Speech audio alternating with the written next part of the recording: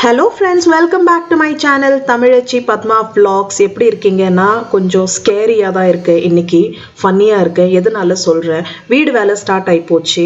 So நிறைய வேலை நடக்க போகுது. நான் லாஸ்ட் எபிசோட்லேயே சொல்லியிருந்தேன், எங்கள் வீடு கம்ப்ளீட்டாக மேக் ஓவர் கொடுக்க போகிறோம், ஒரு புது லுக், புது ஃபேஸ் லிஃப்ட் கொடுக்க போகிறோம். ஸோ வீட்டு வேலை வந்து இன்றைக்கி ஸ்டார்ட் ஆக போகுது. Episode by episode, phase by phase எல்லாமே உங்கள் கூட every detail A to Z உங்கள் கூட ஷேர் பண்ண போகிறேன். சமையல் கூட நான் வீட்டில் எப்படி மேனேஜ் பண்ணேன், என்ன பண்ணேன், எல்லாமே உங்கள் கூட ஷேர் பண்ணுறேன். உங்களுக்கும் ஏதாவது இதில் ஐடியா கிடைச்சா எனக்கு ரொம்ப சந்தோஷம். உங்ககிட்ட ஏதாவது சஜஷன் இருந்தால் கண்டிப்பாக சொல்லுங்கள். அப்புறம் லாஸ்ட் வீடியோட லிங்க் கீழே டிஸ்கிரிப்ஷன் பாக்ஸில் போட்டு கண்டிப்பாக செக் பண்ணுங்கள். ஸோ வாங்க வீடியோக்குள்ளே போகலாம். ஸோ இதுதான் என்னோட டு டூ லிஸ்ட். என்னென்ன பண்ண போகிறோம் அப்படின்னா, டெரகோட்டா வால்ஸ் எதுக்கி ஒட்ட வைக்க போகிறோம், வீடு ஃபுல்லாக பெயிண்ட் பண்ண போகிறோம், அப்புறம் வந்து சோஃபா ஃபேப்ரிக் எல்லாம் சேஞ்ச் பண்ண போகிறோம், கார்பெண்டர், பிளம்பர், அப்புறம் எலக்ட்ரிஷியன் ஒர்க் அதெல்லாம் இருக்குது, அதெல்லாம் பண்ண போகிறோம். பால்கனி அண்ட் டாய்லெட்ஸ் வந்து டீப் க்ளீன் பண்ண போகிறோம். அப்புறம் இதெல்லாம் நம்ம கை வச்சோன்னா நிறைய சில்லற வேலை நமக்கு இருக்கவே இருக்கும். அதெல்லாமும் டாப் டு பாட்டம் கம்ப்ளீட்டாக முடிஞ்ச அளவுக்கு பண்ண போகிறோம். கிச்சனில் அடிஷ்னல் ஸ்டோரேஜ் க்ரியேட் பண்ண போகிறோம். ஸோ இதுதான் பிளான். வாங்க நம்ம vlog ஸ்டார்ட் பண்ணலாம்.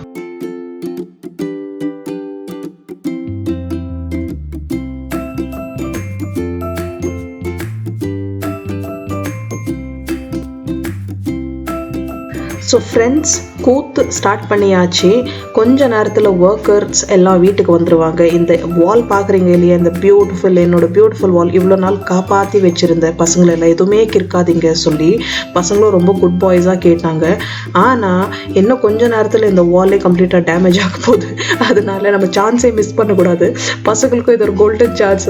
பசங்களாம் எவ்வளோனா போய் ஸ்க்ரிபிள் பண்ணுங்க, கிறுக்குங்க, முடிகிற அளவுக்கு கிரேயான்ஸ் ஃபினிஷ் ஆகிற அளவுக்கு ஸ்க்ரிபிள் பண்ணுங்க. என்னாலே உங்களை பார்த்துட்டு பொறுக்க முடியல, ரொம்ப டெம்டிங்காக இருந்தது.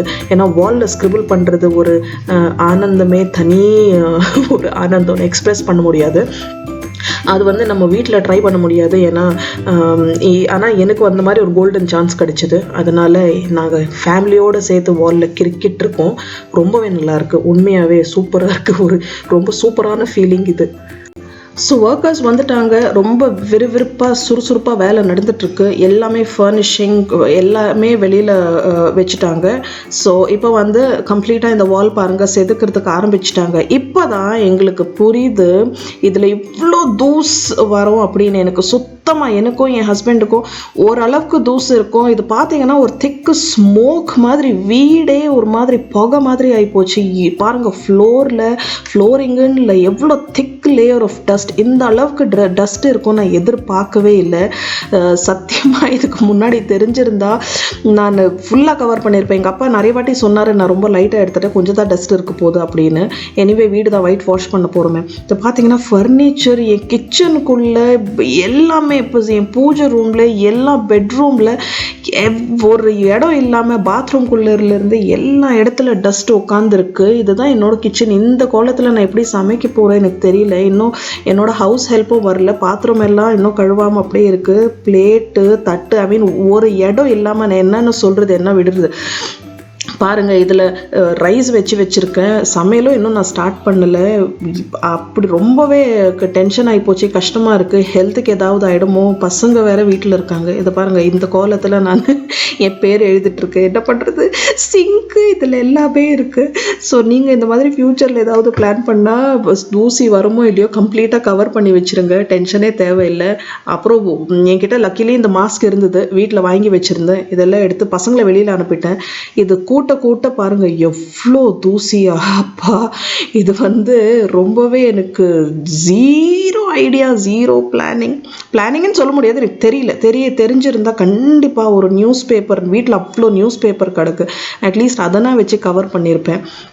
இப்போ என் டிசைன் வச்சுட்டு நான் வந்து எக்ஸ்பிளைன் பண்ணிகிட்ருக்கேன் எப்படி எனக்கு எக்ஸாக்டாக தேவை அப்படின்னு. ஸோ இதுதான் என்னோடய ஃபேவரட். இது என்ன ட்ரீம், டெரகோட்டா டைல்ஸ் போடணும் அப்படின்னு என்னோடய ட்ரீம். இந்த டைல்ஸ் பற்றி நான் இன்னும் சொல்கிறேன் உங்களுக்கு. இதுதான் ஸ்பேஸர். ஸோ டெரகோட்டா டைல்ஸ் வாலில் ஒட்ட வைக்கும் போது நமக்கு 2 டைல்ஸ் நடுவில் எவ்வளோ கேப் வேணும் அதுக்கு தகுந்த மாதிரி அவங்க ஸ்பேஸர் வாங்கிட்டு வர சொல்லுவாங்க. ஸோ இப்போ வந்து மத்தியானம் ஆகிப்போச்சு, அவங்க லஞ்சுக்கு கிளம்ப பாருங்கள். மெஷினை வச்சாக்கா எப்படி தூசு வருது, உங்களுக்கு ஒரு ஐடியா கிடச்சிருக்கும் எப்படி இருக்குது நான் என்ன எக்ஸ்பீரியன்ஸ் பண்ணிகிட்ருக்கேன் அப்படின்னு.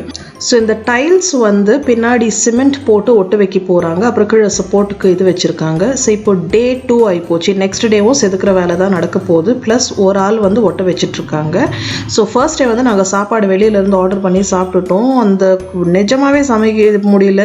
ஸோ இது வந்து செகண்ட் டே வந்து லஞ்சுக்கு நாங்கள் என்ன சாப்பிட்டோம் அப்படின்னா லெமன் ரைஸ் பண்ணியிருக்கேன், அப்புறம் சிம்பிளாக ஒரு முட்டை இந்த மாதிரி ஆம்லெட் மாதிரி ஊற்றி நாங்கள் சாப்பிட்டுட்ருக்கோம். காலையிலே நான் ப்ரிப்பேர் பண்ணிட்டேன், அப்புறம் கர்ட் இருக்குது, ரைஸ் இருக்குது.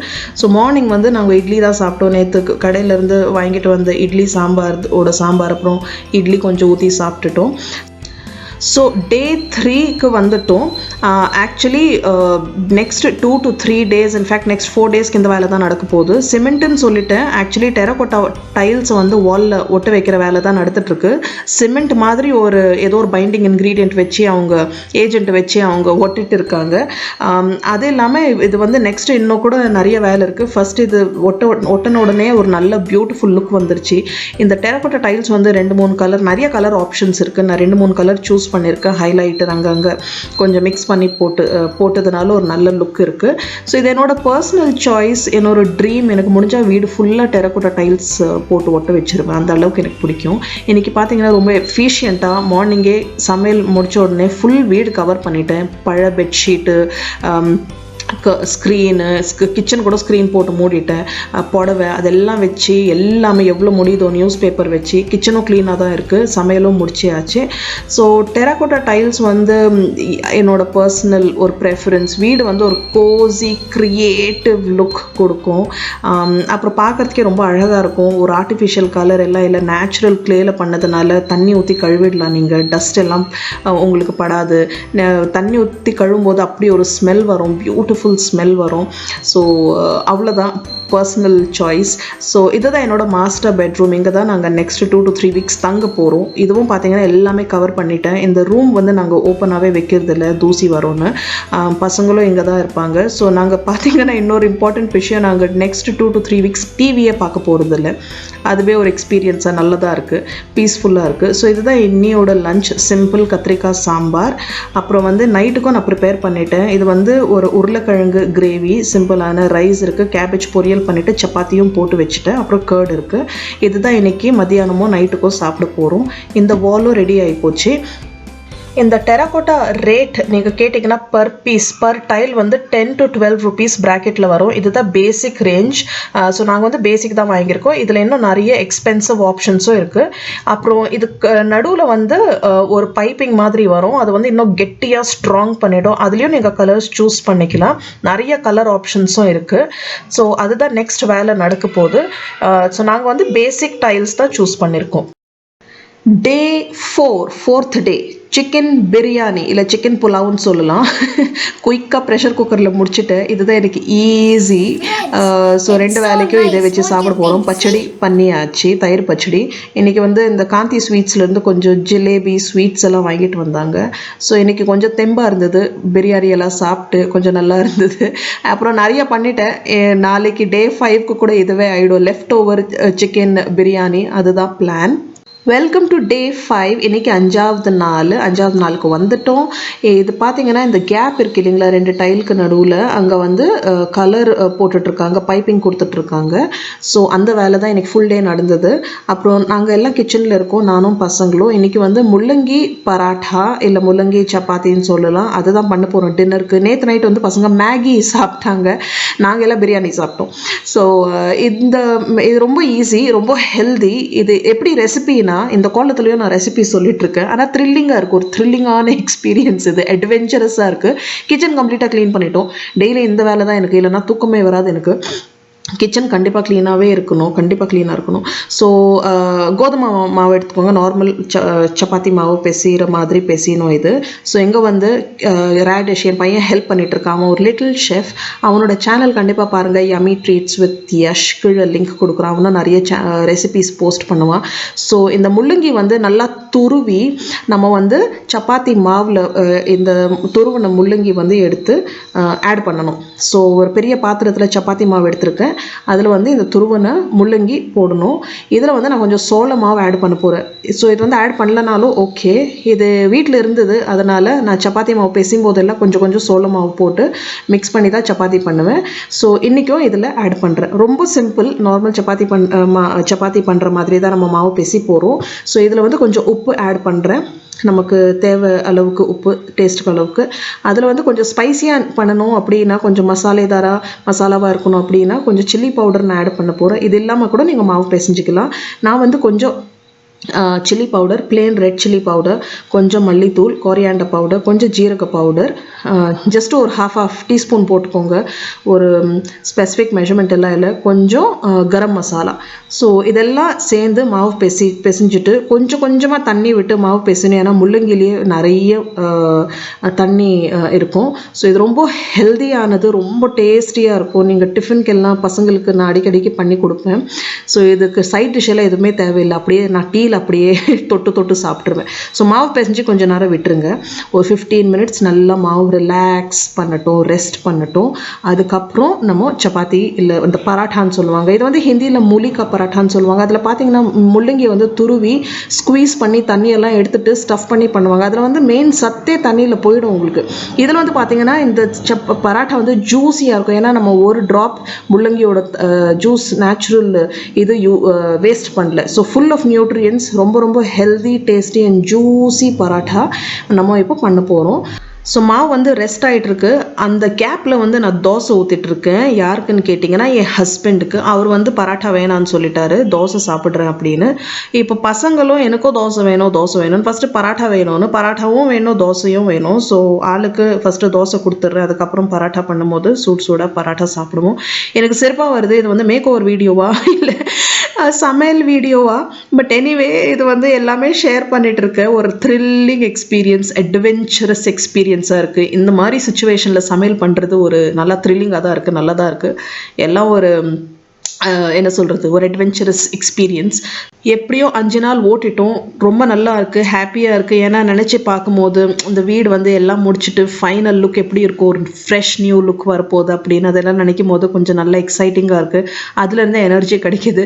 அது இல்லாமல் நான் வீட்டில் சமையல் பண்ணலன்னா ரொம்ப கஷ்டம். ஒரு பேசிக் ஒரு இட்லி தோசை இல்லை சாம்பார் சாதம், ரசம் சாதம், ஏதோ ஒன்று, தயிர் சாதம் வீட்டில் சாப்பிட்டா தான் கொஞ்சம் நிம்மதியாக இருக்குது, திருப்தியாக இருக்குது. ஸ்பெஷலி பசங்களை வச்சுட்டு நம்ம என்றைக்காவது ஒரு நாள் வெளியில் சாப்பிடலாம், தப்பு இல்லை. பட் 3 times சாப்பிடணும் ரொம்ப ரொம்ப கஷ்டம். Oh, paratha. Paratha. After this paratha. Okay. After this paratha, okay? Okay. So if you are not eating paratha, tomorrow afternoon paratha for lunch. Okay. Okay? என் பசங்களுக்கு வந்து தோசை கிறிஸ்பியாக கோல்டன் கலராக இருக்கணும். என் பெரிய பையனும் தோசை சூப்பராக ஊற்றுவான். அவனோட வீடியோ இப்போ நான் ஷேர் பண்ணுறேன் அவன் தோசை ஊற்றும் போது. ஸோ எனக்கு தெரிஞ்சு வீட்டில் வந்து இந்த எல்லாம் வீட்டில் அரைச்ச மாவு தோசை வந்து ரொம்ப நல்லா வரும். வீட்டில் பண்ண ஃபுட்டு வந்து ஃப்ரிட்ஜில் வச்சு சாப்பிட்றது வந்து எனக்கு பெட்டராக தோணுது வெளியில் வாங்கி சாப்பிட்றத விட. ஸோ நம்ம இந்த மாதிரி ஏதாவது வேலை நடக்கும்போது நமக்கு தெரியும் சமையல் பண்ணுறது வந்து ஒரு சேலஞ்சிங்காக இருக்குது அப்படின்னும் போது நீங்கள் வெளியில் வாங்குறத விட அட்வான்ஸாக ஏதாவது குக் பண்ணி ஃப்ரிட்ஜில் வச்சுடுங்க. ஆனால் ஃப்ரிட்ஜில் இருந்து எடுத்து சாப்பிடும்போது நல்லா சூடு பண்ணிடுங்க. அது வந்து வெளியில் வாங்கி சாப்பிட்றத விட பெட்டர். எனக்கு வந்து வெளியில் வாங்கி சாப்பிடணுன்னா இப்போல்லாம் நான் கொஞ்சம் யோசிப்பேன். அதனால் இது பார்த்தீங்கன்னா தோசை வந்து நான் சாம்பார், கத்திரிக்காய் சாம்பாரில் தான் சாப்பிட்டுட்ருக்கோம். நல்லா சூடு பண்ணி கொடுத்துருக்கேன். இந்த குட்டி தோசை என் குட்டி பையனுக்கு 2 பேருக்கும் ஃபைட்டிங்கு. எனக்கு தான் ஃபஸ்ட்டு தோசை, உனக்கு தான் செகண்ட் தோசை அப்படின்னு. ஸோ இந்த vlogல இவ்வளோ தான் ஃப்ரெண்ட்ஸ். இந்த பராட்டா வந்து நான் மீந்த உருளைக்கிழங்கு கிரேவி கூட சாப்பிட போகிறேன். அப்புறம் நிறைய பராட்டா பண்ணி வச்சுட்டு நாளைக்கு மார்னிங் பிரேக்ஃபாஸ்ட்டும் நாங்கள் வந்து பராட்டா தான் சாப்பிட போகிறோம். என் ஹஸ்பண்ட் பார்த்தீங்கன்னா இன்றைக்கி பராட்டா சாப்பிடல. ஸோ நான் வந்து டீ கூட சாப்பிட போகிறேன். இது வந்து நீங்கள் பசங்களுக்கு கொடுக்குறதா இருந்தால் நெய் இல்லை பட்டர் தடவி கூட கொடுக்கலாம். நான் வந்து இங்கே பேசிக் ஆயிலில் தான் பராட்டா பண்ணிகிட்ருக்கேன். ரொம்ப ஹெல்த்தியாக இருக்கும். எனக்கு எப்படி இருக்குது அப்படி நீங்கள் வீட்டில் ட்ரை பண்ணால் எனக்கு எப்படி இருக்குது சொல்லுங்கள். என் சின்ன பையன் வந்து சாஸ் கூட தக்காளி சாஸ் கூட இந்த பராட்டா சாப்பிட்றேன். சாஸ் அவ்வளோ பிடிக்கும் அவனுக்கு, அப்படியே குடிச்சிருமா விட்டா, அந்த அளவுக்கு அவனுக்கு பிடிக்கும். ஸோ இந்த பராட்டா தான் எங்களுக்கு நாளைக்கு மார்னிங்க்கு பிரேக்ஃபாஸ்ட்க்கு கூட. ஸோ டென்ஷன் இருக்காது, நிறைய பண்ணி வச்சுட்டேன் மார்னிங் டிஃபனுக்கு. நீங்கள் பசங்களுக்கு இந்த பராட்டா பண்ணுறதா இருந்தால் நெய் இல்லை பட்டர் தடவி கொடுங்க, ரொம்ப விரும்பி சாப்பிடுவாங்க. இதுதான் என்னோட டின்னர் பிளேட். அவ்வளோதான், வேலை முடிஞ்சது. சாப்பிட்டு கிச்சன் எல்லாம் ஒரு ரவுண்ட் க்ளீன் பண்ணிவிட்டு வீடெல்லாம் கொஞ்சம் கூட்டி பெருக்கிட்டு நாங்கள் படுக்க போகிறோம். பயங்கரமாக டயர்டாக இருக்குது. இந்த vlog பிடிச்சிருந்தா கண்டிப்பாக எப்படி இருக்குது சொல்லுங்கள், கமெண்ட் பண்ணுங்கள், லைக் பண்ணுங்கள். அப்புறம் போன வீடியோ நான் இந்த மேக் ஓவர் பற்றி சொல்லும்போது அந்த டிஸ்கிரிப்ஷன் பாக்ஸில், அந்த லிங்க் டிஸ்கிரிப்ஷன் பாக்ஸில் கொடுக்குற, கண்டிப்பாக பாருங்கள். தேங்க்யூ ஸோ மச் ஃபார் வாட்சிங். நாளைக்கு இன்னொரு புது டே, நிறைய பிக் லாங் டே, நிறைய க்ளீனிங் வேலையெல்லாம் நடக்க போகுது. சீக்கிரம் அந்த எபிசோடில் சந்திக்கிறேன், என்னோட மேக் ஓவர் எபிசோடில். தேங்க்யூ ஃபார் வாட்சிங். Take care. பாய் பாய்.